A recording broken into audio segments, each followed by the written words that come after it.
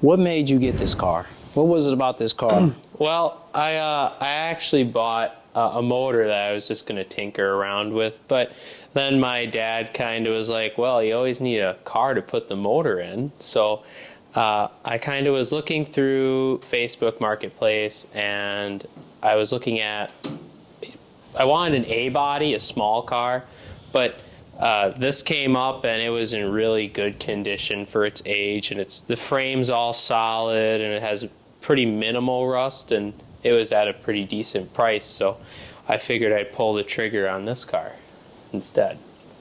What was the plans to just really put it together?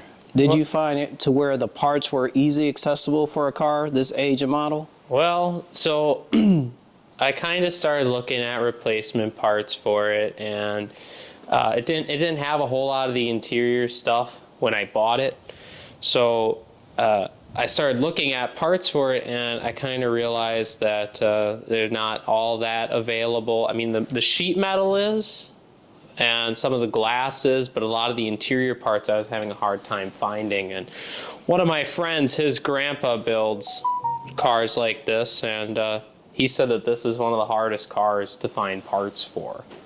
So it is a bit tricky finding parts for this, and I was intending on putting a 440 in here, but this car only ever came with up to a 383, so the engine wiring was a little, like, I didn't know if the 383 harness would adapt over to the 440 and stuff like that. So it was it's a little different, to say the least. Once you got involved with the car, it was mostly with your heart instead of the wallet in the decision making on this car? Yeah, definitely. I'm a big Mopar guy, and I love the way that the old cars look. This is 68, so it's got kind of the Coke bottle shape where the back end flares out. And so I love this style of car, and the years from like 68 to 70 in that era for Mopars, they all had that kind of Coke bottle styling, and I think they by far looked the best. And yeah, it was more so I thought this car looked really cool, and my aspirations and dreams were really high compared to the more money side of it. So what would have been your full budget on this car? Well, so I called around for some quotes and stuff to get the bodywork work done, and some shops were quoting me up to $40,000-$50,000 to get all the rust and everything fixed and get it all painted and stuff. Basically get the body to show car quality. And so, there's that, and then the actual drivetrain, which I had, so that would have been less.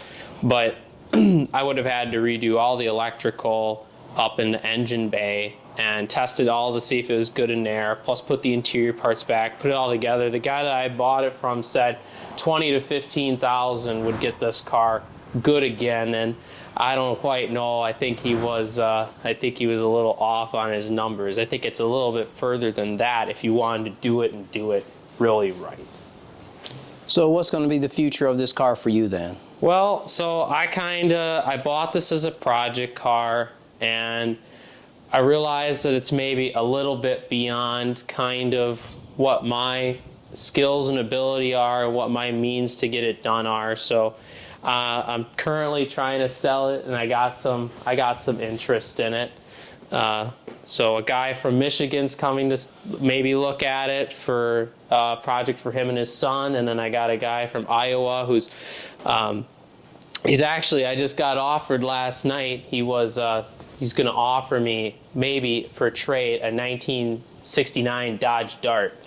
So that runs and drives, so a little bit of a difference. So I don't know, he has got to send me some pictures, so I might be trading this car for a different car, but the future's it's still kind of undecided for it. But for more content, follow us on YouTube.